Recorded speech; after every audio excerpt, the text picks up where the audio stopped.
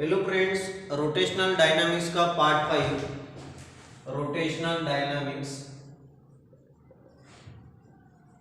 इसमें हम लोग आज स्टडी करेंगे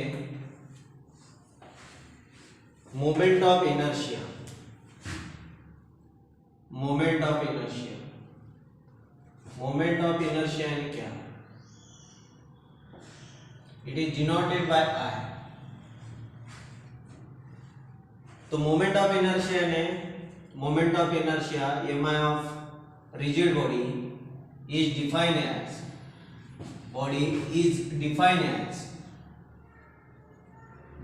as the product of किसका product of mass of each particle, mass of product of sum of mass of each particle and square of distance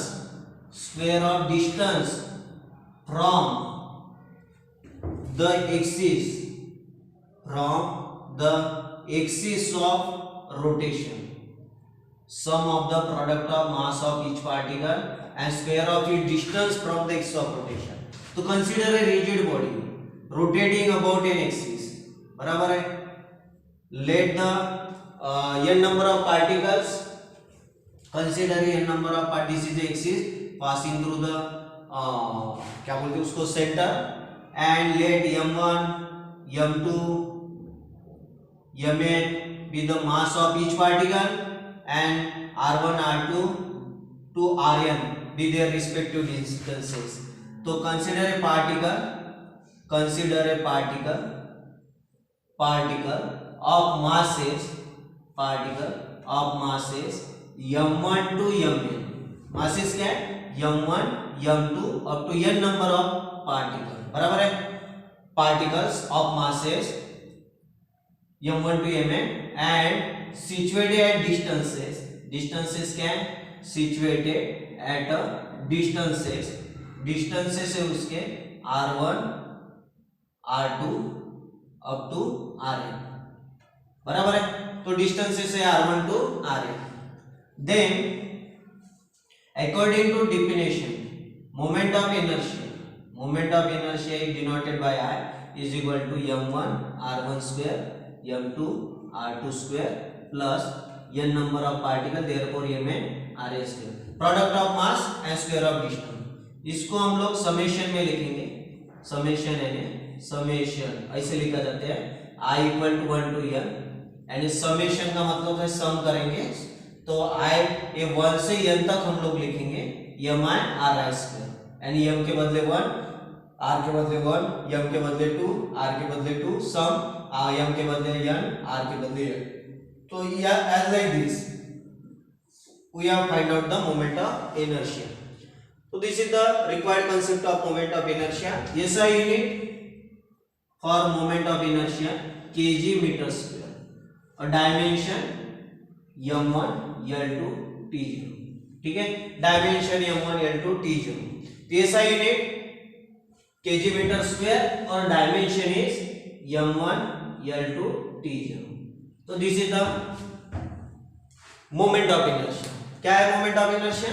some of the, बराबर है, rigid body में product of sum of the mass of each particle, बराबर है, and square of each distance from the axis of rotation.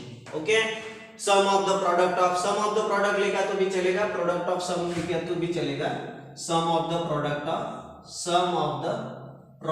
Of mass of each particle, ऐसे लिखेंगे sum of the product of mass of each particle and square of its distance from the axis of rotation. This is all about the moment of inertia. How अभी moment of inertia is analogous to the moment of inertia in rotational motion और circular motion में क्या फर्क है? difference between circular motion and rotational motion, and rotational motion. तो circular motion हम लोगों ने जो पढ़ा था, सर्कुलर मोशन में से पार्टिकल और body moving along the circumference of circle. तो बॉडी मूव करती है, बॉडी के साथ पार्टिकल भी सर्कमफरेंस ऑफ सर्कल में मूव करते हैं। तो सभी पार्टिकल का बॉडी का एक ही सेंटर रहता है, बट ये सर्कुलर मोशन में होता है। बट रोटेशनल मोशन में पार्टिकल जो है, हर पार्टिकल जो रिवॉल्व करता है तो हर पार्टिकल का डिफरेंट सेंटर होता है, बट सभी पार्टिकल का सेंटर एक ही लाइन में होता है, and that line is called as the axis of rotation.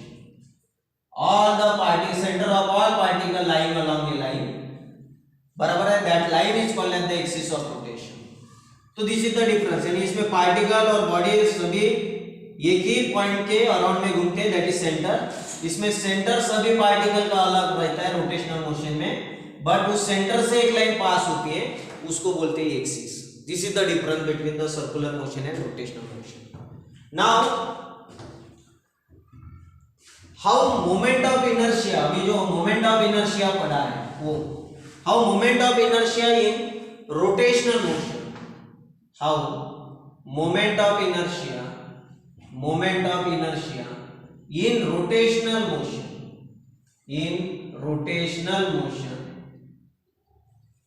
is analogous to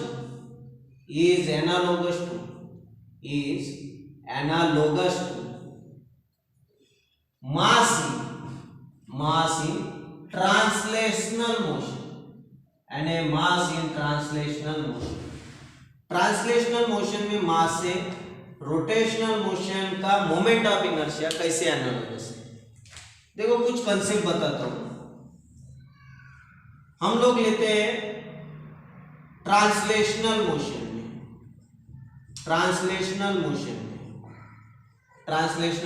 और ये है रोटेशनल मोशन। तो ट्रांसलेशनल मोशन में हम एक न्यूटन्स का सेकंड लॉ का एक्सप्रेशन लेते हैं, force equal to mass into acceleration. तो रोटेशनल मोशन में वही एक्सप्रेशन हम लोग लेते हैं, torque is equal to I alpha. I is equal to the moment of inertia, ये है लीनियर एक्सेलरेशन, और यहाँ पे अल्फा है एंगुलर एक्सेलरेशन। ये है टॉर्क का एक्सप्रेशन, ये है फोर्स का एक्सप्रेशन। फोर्स के बदले रोटेशनल मोशन में क्या लेते हैं, टॉर्क, और मास के बदले यहाँ पे क्या है, मोमेंट ऑफ इनर्शिया। आई यानी मोमेंट ऑफ इनर्शिया, ठीक है, I represent the moment of inertia. वैसे ही एक मोमेंटम में लेते हैं, p is equal to mass into velocity. ये लीनियर मोमेंटम का एक्सप्रेशन है, लीनियर मोमेंटम, ठीक है, v यानी वेलोसिटी। यहाँ पे हम लोग लेते हैं एंगुलर मोमेंटम। तो एंगुलर मोमेंटम का expression in terms of moment of inertia, फिर मास के बदले L is equal to angular momentum I omega. I is equal to the moment of inertia, omega है, यहाँ पे v लीनियर वेलोसिटी है, linear velocity, तो यहाँ पे ओमेगा एंगुलर वेलोसिटी है, एंगुलर वेलोसिटी, ठीक है, ओके। तो वैसे ही हम लोग यानी जहाँ पे भी, जैसे कि काइनेटिक एनर्जी का यहाँ पे एक्सप्रेशन है लीनियर मोशन में हाफ mv स्क्वायर, यहाँ पे काइनेटिक एनर्जी का एक्सप्रेशन है half I omega square. From this all expression it is clear that omega यानी एंगुलर वेलोसिटी, v यानी लीनियर वेलोसिटी। तो ये सभी एक्सप्रेशन से क्लियर होता है कि मास के बदले यहाँ पे क्या लिया है, I। Therefore moment of inertia is analogous to mass. Moment of inertia जो रोटेशनल मोशन का है वो एनालॉगस है, उसके जैसा है, किसके जैसा, मास इन ट्रांसलेशनल मोशन। मास को हम लोग इनर्शिया बोलते हैं ट्रांसलेशनल मोशन में, और रोटेशनल मोशन में वही पार्ट कौन रिप्रेजेंट करता है, मोमेंट ऑफ इनर्शिया। सिर्फ मोमेंट ऑफ इनर्शिया मास एक कांस्टेंट है, डिस्ट्रीब्यूशन ऑफ मास पे डिपेंड नहीं, distribution of mass of body पे डिपेंड नहीं है, यानी मास ओनली रहता है। ये डिस्टेंस कम ज्यादा होता है एक्सिस का, उस पे डिपेंड है, मास इनटू डिस्टेंस स्क्वायर है, तो इसलिए मोमेंट ऑफ इनर्शिया चेंज होता है बट मास चेंज नहीं होता, बस इतना डिफरेंस है, ठीक है। बाद में derive expression for kinetic energy of a rotating body. Kinetic energy rotating body का जो एक्सप्रेशन है, ये आप लोग पॉज करके लिख लेना। काइनेटिक, और हर एक्सप्रेशन लिखना। Kinetic energy of a rotating body, rotating body में काइनेटिक एनर्जी यानी रोटेशनल मोशन परफॉर्म कर रही है बॉडी, तो उसमें काइनेटिक एनर्जी का एक्सप्रेशन क्या है, खाली लिखो। Kinetic energy of a rotating body, of a rotating body, ये एक्सप्रेशन आता है पेपर में। तो देखो, कंसीडर ए रिजिड बॉडी, ये रिजिड बॉडी है consisting of n number of particle m1 m2 up to mn, n number of particle है और डिस्टेंसेस है r1 r2 up to rn, axis of rotation passing through centre. तो यहाँ पे लिखता हूं consider a rigid body, expression कैसे लिखेंगे, कंसीडर अ रिजिड बॉडी, कौन सी बॉडी है, rigid body, rotating about an axis, rotate कर रही है, बराबर है, अबाउट एन एक्सिस, एक्सिस कहां से पास हुआ, rotating about an axis, passing through centre, passing through centre, बराबर है, passing through centre.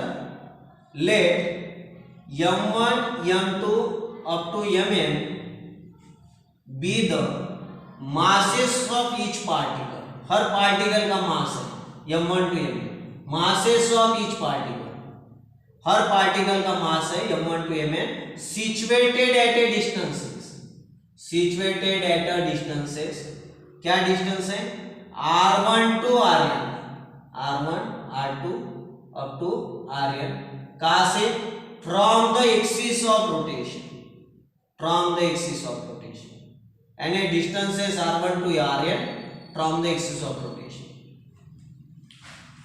Angular velocity of the particle, सभी पार्टिकल एक साथ रोटेट करे तो angular velocity of the particle, velocity of particle remains constant और same, यानी सभी की एंगुलर वेलोसिटी कैसे है, कांस्टेंट है, but linear velocity, linear velocity is different, linear velocity क्यों डिफरेंट है, क्योंकि linear velocity depend on, linear velocity is given by, linear velocity depend on distance, तो linear velocity is given by v की value होगी, समझो पहले particle की linear velocity r1 omega, दूसरे की r2 omega, n number of particle है rn omega, बराबर है, इतना थ्योरी लिखा तो भी बहुत है।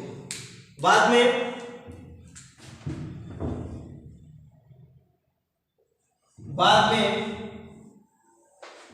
अभी kinetic energy of rotating body is given by, ये आप लोग कंसीडर है rigid body rotating about an axis, axis passing through centre, बराबर है, let m1 m2 mn with the masses, उसका डिस्टेंस है r1 to rn from the axis, और angular velocity सभी की कांस्टेंट है बट लीनियर वेलोसिटी डिफरेंट। अभी इसका एक्सप्रेशन अगर लेना है, ये मिटाना पड़ेगा क्योंकि दिखेगा नहीं इसमें। एक्सप्रेशन में लीनियर वेलोसिटी पता है हम लोगों को, kinetic energy is given bye, her particle की काइनेटिक एनर्जी निकालेंगे तो काइनेटिक एनर्जी का फार्मूला है, kinetic energy is half mv square, बराबर है, तो समझो काइनेटिक एनर्जी हम लोग रिप्रेजेंट करेंगे काइनेटिक एनर्जी को कैपिटल ई से, तो E1 की वैल्यू होगी half of m1 v1 square, half of m1 v1 की वैल्यू है r1 ओमेगा होल स्क्वायर, तो E1 की वैल्यू होगी half of m1 r1 square omega square. दूसरा E2 की वैल्यू होगी half of m2 v2 square, half of m2 v2 की value होगी r2 omega whole square, half of m2 r2 square omega square. ऐसे n number of particle है half of mn rn vn square, तो ये होगा half of mn vn यानी rn omega whole square, half of mn rn square omega square. Now total kinetic energy is given by total kinetic energy is given by total kinetic energy का formula है E is equal to E1 plus E2 plus En. E is equal to half m1 r1 square omega square half m2 r2 square omega square plus half mn rn square omega square. तो ये half of m1 एक minute omega square half of omega square common m1 r1 square m2 r2 square plus dash dash mn rn square. ये मैंने अभी आपको बताया e की value होगी half of summation half of omega square summation of i equal to 1 to n mi ri square. ठीक है, ये जो वैल्यू है m1 r1 square m2 r2 square mn rn square इसकी किसकी है summation of i equal to 1 to n mi ri square. और ये जो वैल्यू है किसकी है मोमेंट ऑफ इनर्शिया i. तो इसको ऐसे लिखेंगे i ओमेगा स्क्वायर क्या हो गए this is the required expression. ये रिक्वायर्ड एक्सप्रेशन है किसका required expression for kinetic energy of expression for बहुत इजी एक्सप्रेशन है kinetic energy of rotating body. किसका एक्सप्रेशन है kinetic energy of rotating body. अरे काइनेटिक एनर्जी का एक्सप्रेशन के लिए हम लोगों ने काइनेटिक एनर्जी का फार्मूला लिया सभी की value half m1 v1 square v1 यानी होता है r1 ओमेगा स्क्वायर हाफ m1 r1 square omega square m2 v2 square m2 r2 omega square mn vn square. ये पुट किया total kinetic energy addition of all kinetic energy सभी kinetic energy के addition की इस प्रकार से हमारा एक्सप्रेशन डिराइव हुआ kinetic energy of rotating body. लिख लो ये बाद में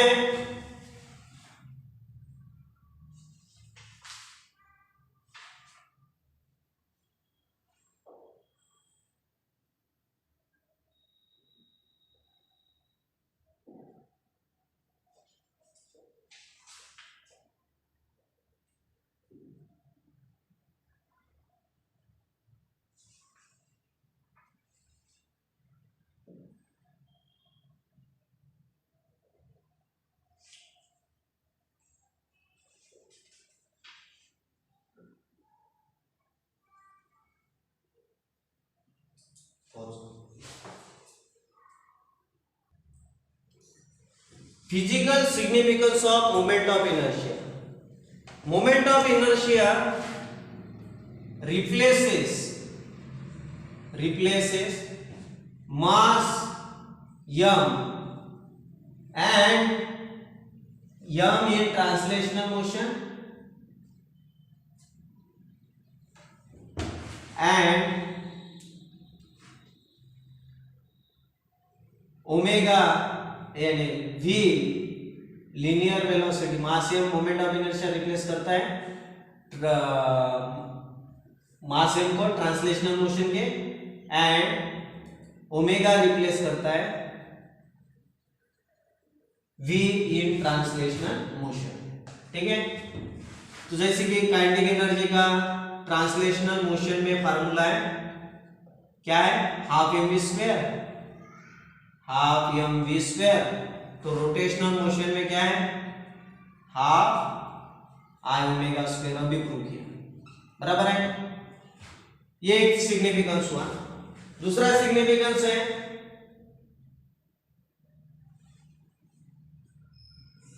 rotational moment of inertia is defined as the rotational inertia and it is also called as distribution of mass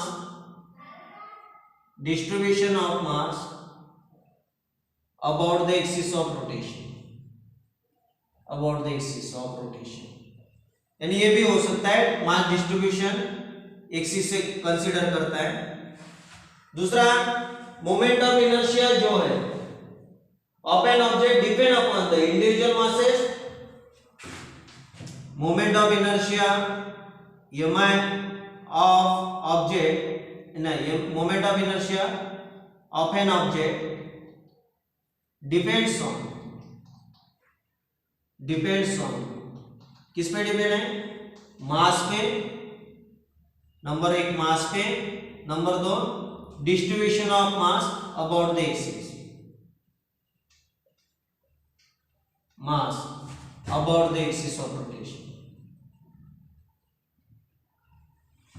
और मोमेंट ऑफ इनर्शिया की वैल्यू चेंज हो सकती है, जैसे कि समझे एक रॉड है तो ये एक्सिस सेंटर से पास हुआ तो इसका मोमेंट ऑफ इनर्शिया अलग रहेगा, क्योंकि इसका distance from the axis, mass of the body यानी यहां तक है तो एक्सिस से डिस्टेंस इसका यहां से कंसीडर करेंगे, ओके आर।